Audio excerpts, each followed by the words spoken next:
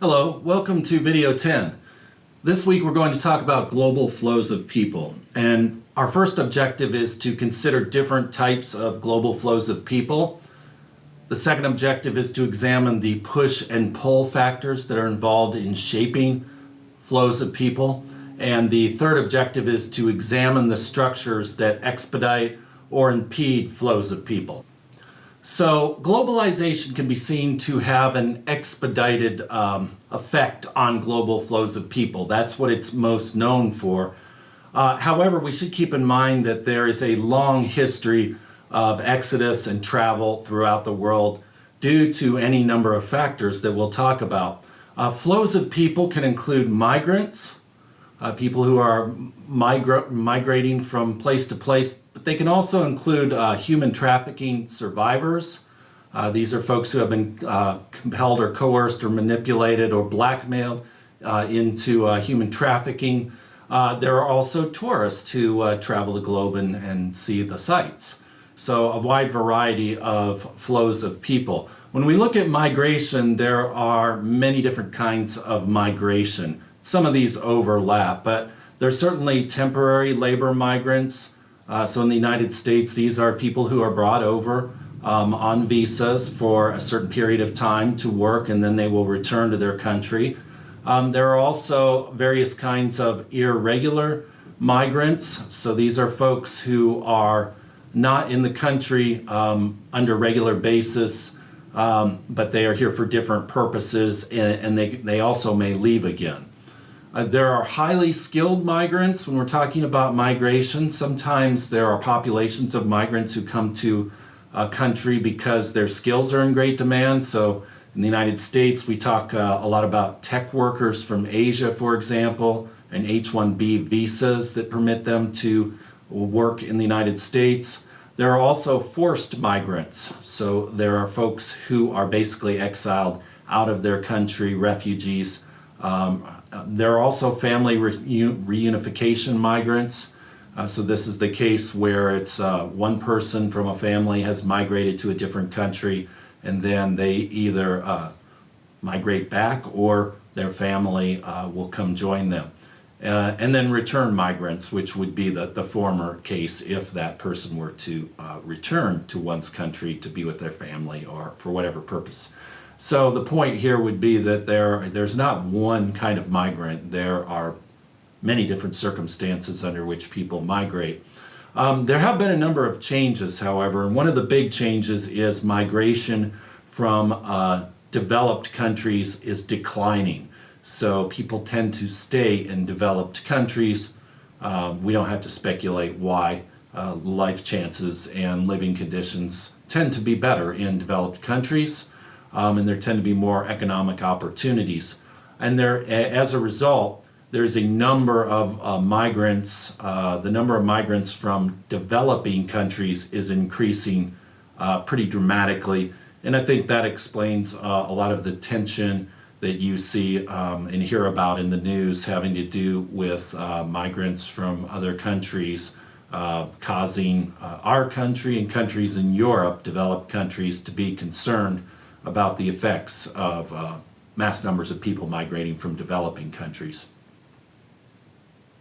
Now, it's very difficult to measure global flows of people because obviously they are on the move, and many of them are on the move and off the record for various reasons. So it's hard to get the data that we need to be able to track these flows. There are also different definitions of migration and migrants in different countries around the world. There's also little tracking of what we call expatriates. And expatriates, the name sounds kind of strange, like people who used to be patriotic, but it doesn't mean that at all. Really, it means people who are from one country but working in another country. They call them expatriates. There's also a lack of information on undocumented immigration. Obviously, if it's not documented, it is difficult to count. So we don't really know for sure who and how many are migrating where. But from the sources that we do have, we try and derive whatever we can from it. There are different factors affecting migration. And we can divide them into two sets of factors. The first are called push factors, and the second are called pull factors. And push factors basically are what's pushing oneself from their current place of residence to another.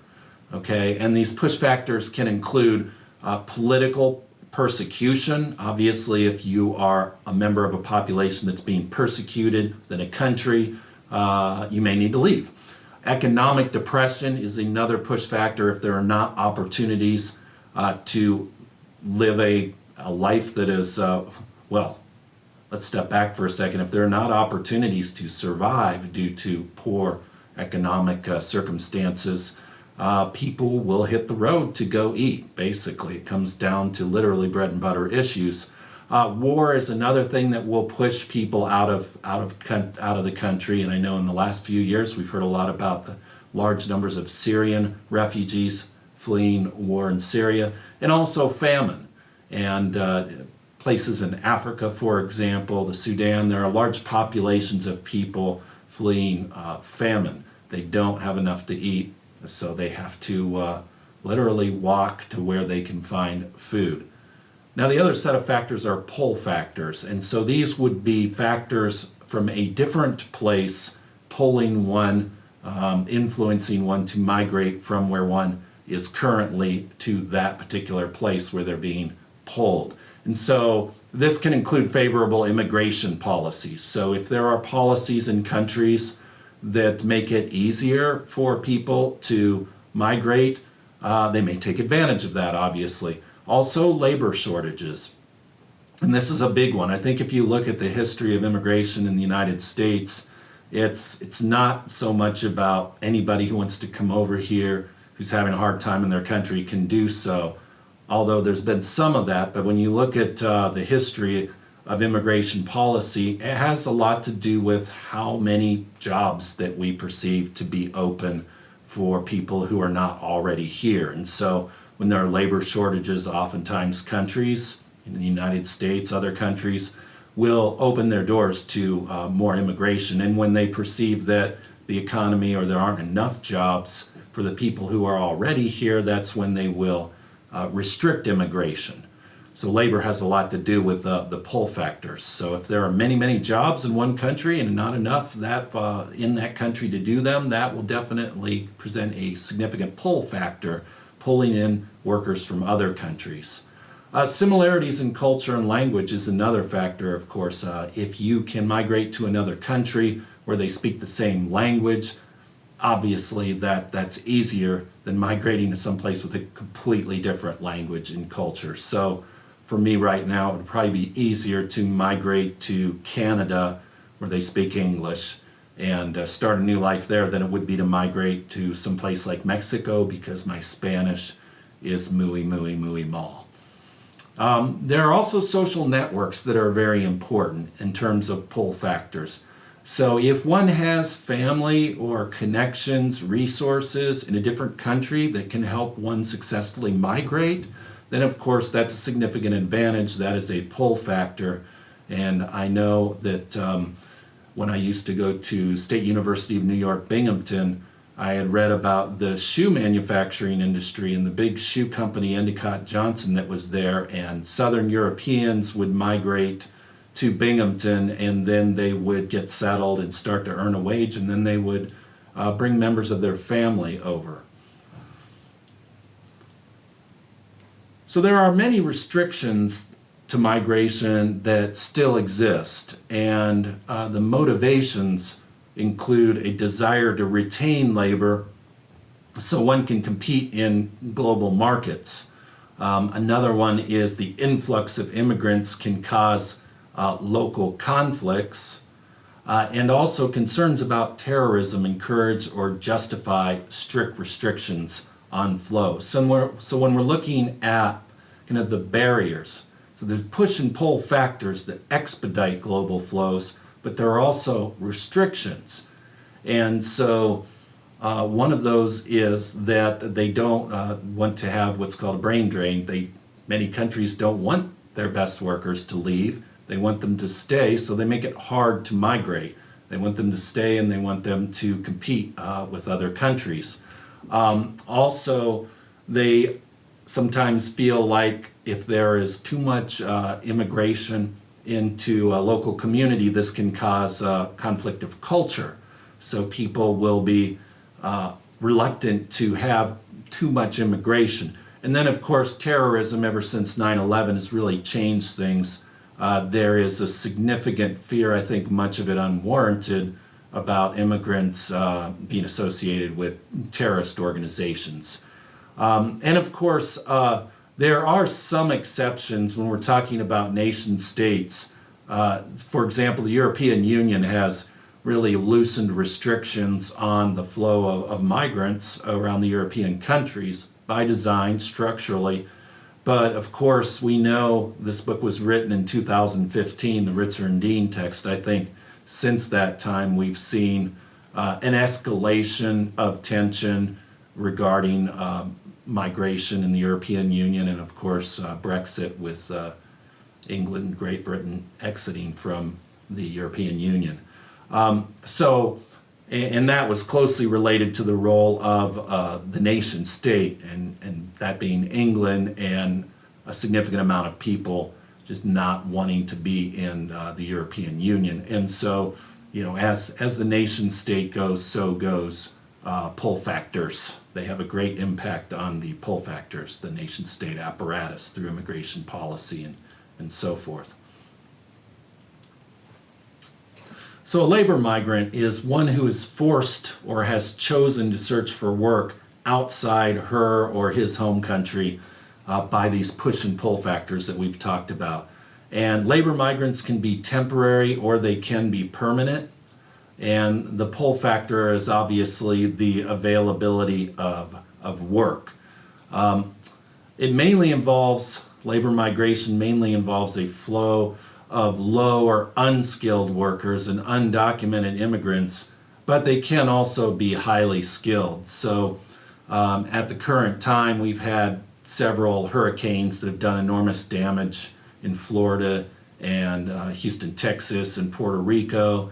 And we know from Katrina and other disasters that there will be a great number of migrants, many of them undocumented, unskilled, uneducated, who will actually do the really difficult labor involved with cleaning up and reconstructing those areas. On the other hand, when we talk about highly educated, highly skilled workers, we know that in the tech sector, there are many workers from other countries here on temporary visas or just immigrating, becoming residents of the United States, who are working in the tech sector with high skill. They may have a graduate education and so forth. So a wide range of different labor migrants. But there are many barriers. So your book talks about the dynamics of labor migration. So how does migration happen? Why do people move? What is pushing and pulling and so forth? What are the major categories of movement and how do they affect these countries? The first is remittances. Remittances refer to the money that is made by a migrant in one country that they send back to another country. And there's an excellent documentary, one of the best ones out there, I think. It's only 4 or 5 years old, and it's called The Other Side of Immigration. And it talks about rural communities in Mexico and how devastated they became after NAFTA and the subsidization of corn in the United States and the removal of tariffs and barriers in Mexico resulted in a massive amount of really inexpensive, cheap corn being poured onto the Mexican market. Now, Mexico is the home of corn, the home of maize, and local farmers were using sort of older technologies to produce it, and so to make a profit, they had to sell their corn more expensive than what was flowing into Mexico following NAFTA. And so you can imagine Mexico is not an affluent country, so many people took advantage of the lower prices of U.S. corn and to save money. And what that did, though, inadvertently, is drive all many of the Mexican corn farmers out of business, a very large number of them in central Mexico. And at the same time, that destroyed rural communities. And if you're from Kansas, you know that these rural communities around here depend a great deal on the success of agriculture. And so after that happened, you can imagine one of the main ways that became to make money for rural residents who used to be farmers but had been driven out of business was to go up to the United States and work for a while, and then send back remittances and return to their families. And so there is a large population now of people in Mexico who used to live in the rural areas, in rural communities, farming and having local economies based off of agriculture that were devastated by the flow of cheap corn from the United States into Mexico. And that's one thing you don't hear very often, because that resulted in a very significant uptick in migration. Okay, diaspora is another thing that shapes migration. So that's a term that refers to sort of people's perception of identity and where populations tend to migrate. So you will find in the world patterns of migration to places where other large amounts of that same population are. Okay. Immigrant entrepreneurs, that's another dynamic as well. Immigration often leads to people who move to countries and have to start again, and they have ideas, and many of them are very entrepreneurial, and they start businesses, and then bring others from that population over to businesses. So certain niche markets, historically, when we're talking about migration, certain niche markets are occupied by different groups of migrants. And I think one I can think of in Wichita is nail salons. Nail salons, many of them are Vietnamese owned. So that has been sort of a niche market that Vietnamese migrants have been able to fill. Let's talk about brain drain and brain gain. And this is the fear of countries that have large numbers of people immigrating or going over to a developed country to get educated. They fear that they won't come back, that with opportunities and higher living standards in affluent countries, they'll take their education, become residents of that country, and stay there and not come back, thus draining the brightest from the country, the lesser developed country. And then there's also called brain gain, and of course countries can draw people from developed countries or from wherever there are bright people incentivizing their migration. And so there is, where there's brain drain, there's also potentially the other side of that coin is brain gain, depending on where the migration is occurring.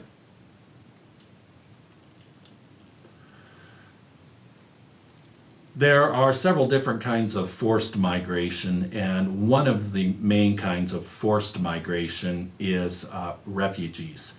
And refugees are forced to leave their homeland, or they leave involuntarily because they fear for their safety. And I think if you look at Wichita, I think the Lebanese were once a refugee population. We were a refugee center. The Vietnamese were also a refugee population. We were a refugee center. So although those populations are doing pretty well now in Wichita, they actually came here and they started basically running for their life as refugees. And here I want to point out that the term illegal immigrant that we hear all of the time is sort of, it's almost become a generalist term for all immigrants, even those who entered the country legally. But you have to remember that many people are not sort of entering illegally on their own will. They're running for their lives. It wasn't their original intention to be here, but what would we do if someone was chasing us and trying to kill us? I'd probably run wherever I could and worry about sort of immigration policy and so forth once I knew I wasn't going to die. There are also many of these refugees become asylum seekers, And these are folks who, once they get into a country, a new country, they want to get asylum to be able to stay there, because if they're deported back to their home country, they fear for their life or fear for going to prison. So these workers who are involuntary, obviously the word undocumented instead of illegal is a much better word to explain any migrants that aren't in the country, that didn't enter the country legally. Because most migrants who entered, whether legally or illegally, once they're in the country, most of them, the great overwhelming majority, are doing legal things and working in jobs and contributing to the economy and paying taxes and so forth. They just are not documented. And when we're talking about refugees, and especially involuntary migrants, it doesn't make sense at all to call them illegal aliens. They just don't fit the stereotype at all. They are undocumented. And illegal aliens really, I think, those are a couple of words that really do conjure up a stereotypical image that is negative and stigmatizing, and not one that I think is representative of most migrants, no matter how they enter the country. So when we look at flows of migrants to and from the United States, it's complicated. Of course, there are many undocumented Mexican migrants to the United States, but they also return.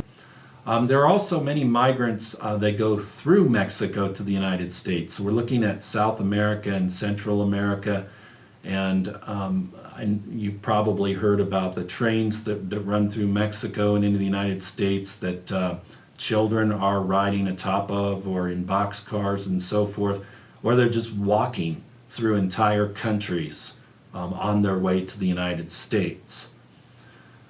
So just because a migrant crosses over a particular national border doesn't really mean that they're from the country from which they crossed. In fact, you could have Mexican migrants that first cross over into the United States and then into Canada. There are lots of other complex flows in terms of Europe and Asia. So don't think that the United States is the only country trying to figure out how to sort of regulate or address or respond to global flows of people. I think it's a global dilemma, and there are many countries that are struggling with different populations of different kinds of migrants. And there are lots of controversial debates about the benefits and the problems of immigration, both for the global north and for the global south. And there are lots of mixed motivations for the policies. So it's just a very complex thing to try and control. Human trafficking is another form of migration, a very disturbing form. It refers to the recruitment and movement of people through force or coercion for purposes of sexual exploitation, sex trafficking, or forced labor. Folks think that we don't have slavery in the world. We still have slavery, be it sexual slavery or labor slavery. And it's estimated that there are 700,000, again, hard to track, but 700,000 to 2 million people trafficked each year. And this has increased dramatically since the early 2000s because basically human trafficking has become one of the most lucrative sort of underground, mafia-run organizations. It's the most profitable form of organized crime right now. And it is coordinated through transnational criminal networks. And I think many of the same things that have expedited flows of information and people and things and so forth when we're talking about globalization, unfortunately, have been used by those who do not have good intentions. These transnational criminal networks that can export and import illegally flows of stolen goods and merchandise and drugs and people in the trafficking industry, which has become highly profitable. Usually with sex trafficking, the victims are used as a sexual slave or sold to a pimp. And the most common form of recruitment is through a deceitful job offer. So they will approach, and usually it's women or girls, but it's not exclusive to boys. There are also boys, but many times these are younger people who are poor and desperate and or come from abusive homes. Their circumstances are not very good, and so they're met by these traffickers with false promises, perhaps to go to another country and work as a nanny, cleaning someone's house, or doing something that seems relatively innocent and a good way to make money and send back remittances to the family. Oftentimes they're looking for a way to make money for their families, and then once they agree to do this, then they're essentially kidnapped, put in places, houses, apartments, or whatever, and kept there against their will.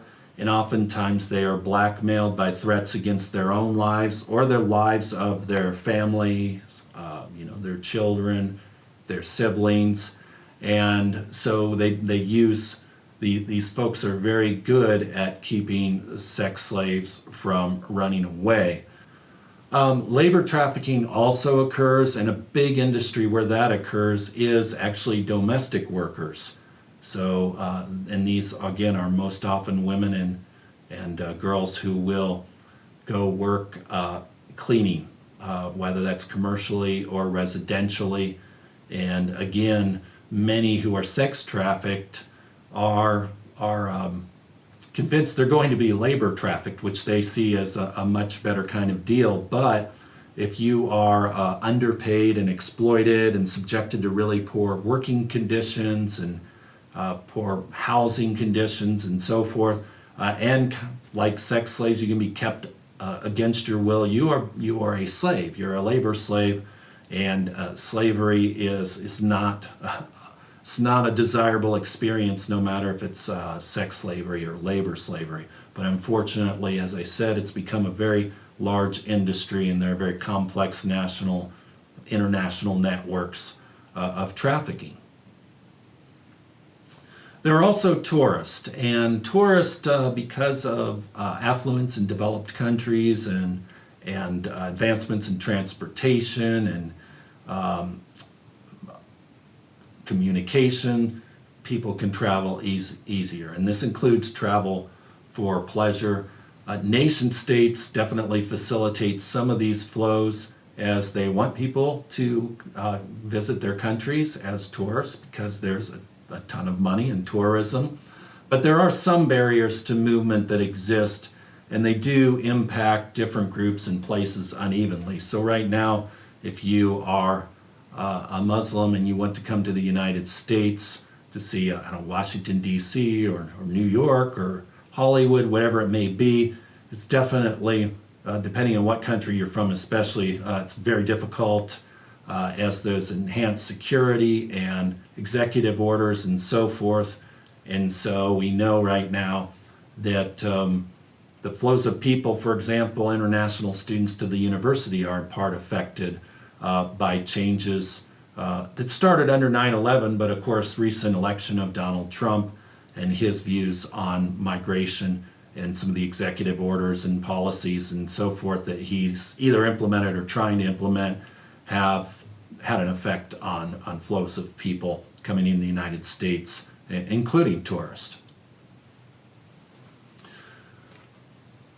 Now, there are different kinds of tourism, and with the reduced costs of transportation, it's available to more people, but still tourism is a thing mainly for people who live in the global north, because most people in the global south don't have enough money to travel for leisure, travel for pleasure. But there are specialized forms of tourism that have developed, such as adventure tourism, where you can go with a group and climb a mountain, or ecotourism, where you can go see part of the natural environment that you've never seen before. Greensburg, Kansas has a form of ecotourism in that they rebuilt their town using a lot of sustainable energy sources and new eco-friendly technologies. And people from this country and even from other countries will fly into Wichita and go see Greensburg, Kansas. That's ecotourism, and it was basically a goal of Greensburg's after they were destroyed by the tornado in 2007.